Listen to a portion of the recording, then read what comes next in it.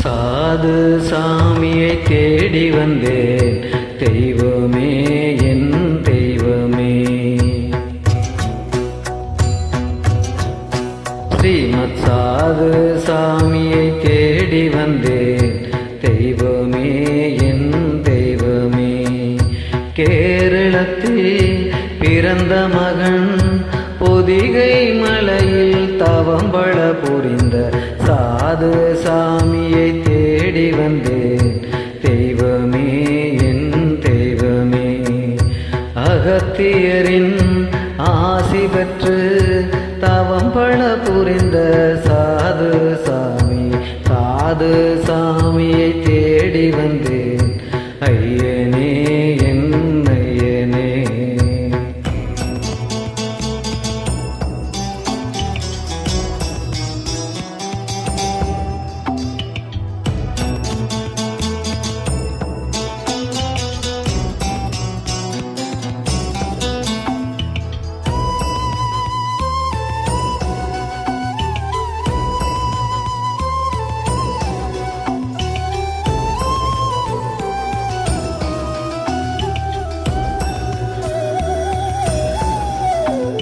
திருச்செந்தூர் முருகனை வழிபட்டு அந்த கொடுமளூரை நோக்கி நடந்தவர், ஆணைசேரி கிராமம் ஓரத்தில் அந்த கீழக்குளம் கிராமம் தூரத்தில் ஒடமர நிழலில் யோகியா ஒடைச்சாமி என்னும் பெயருமாய் தவம்பள புரிந்து உண்மையை உணர்ந்த சாது சாமியை சரணடைந்து, ஐயனே என் ஐயனே. சாது சாமியை தேடி வந்தேன், தெய்வமே என் தெய்வமே.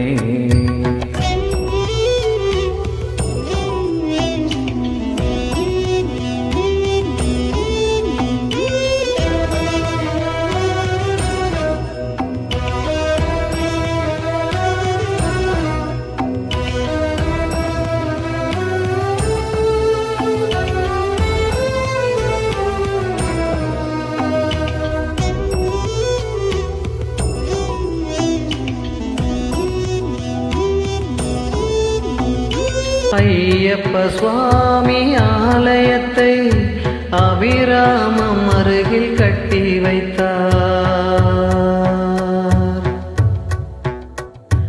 ஐயப்ப சுவாமி ஆலயத்தை அபிராமம் அருகில் கட்டி வைத்தார்.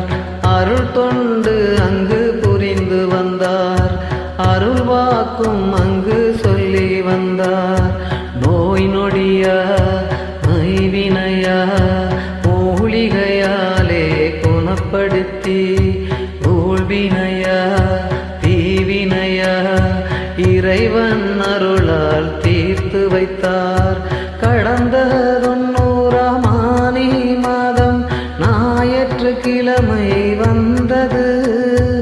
அருள் அருள் அருள் என்று சிவனருள் வேண்டி சீவசமாதியும் அடைந்தவர். அருள் விழியால் நோக்குவார், மலர்பதத்தால் தாங்குவார்.